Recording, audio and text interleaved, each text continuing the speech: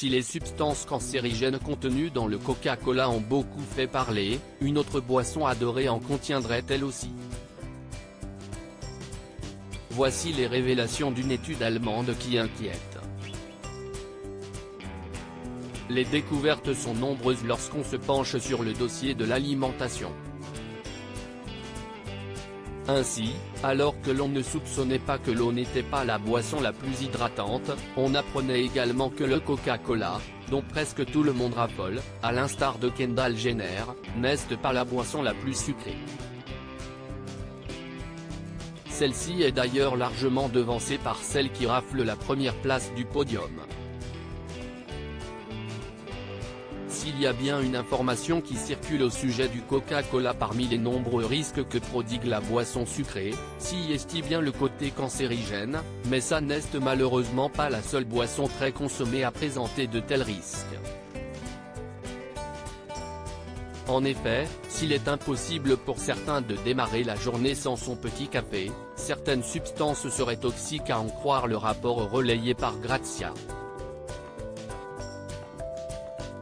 Désignée par la marque Maxi Coffee comme étant la boisson préférée des Français lors d'une étude réalisée pour l'OP, elle serait consommée par près de 8 Français sur 10 chaque matin, mais aussi à la pause déjeuner et même le soir. Si est une récente étude allemande qui met en avant l'aspect cancérigène du café. Des chercheurs de l'université de Braunschweig en Allemagne ont dévoilé les résultats de leur analyse dans la revue Beverage Plan Research, en avril dernier. On y découvre alors des substances particulièrement toxiques contenues dans le café, l'acrylamide et le furane, considérées comme étant des substances cancérigènes chez l'animal. Elles pourraient aussi être nocives à notre organisme.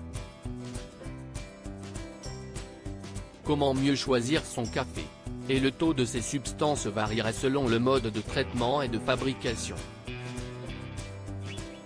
Une observation qui a permis de révéler que l'acrylamide était plus présent lors d'une faible torréfaction, alors qu'à l'inverse le furane l'était moins. En cas de double torréfaction, l'étude a dévoilé qu'il n'y a aucune trace de ces deux substances. Il sera donc nécessaire de bien lire les indications du café que vous envisagez de consommer. Et vous tournez plutôt vers un café ayant subi une double torréfaction. Car si le café se voit aujourd'hui entaché par ces révélations, rappelons qu'à l'inverse du Coca-Cola et autres boissons sucrées, ce dernier est connu pour quelques-uns de ses bienfaits sur l'organisme. On évoque notamment ses actions positives sur le foie et les reins.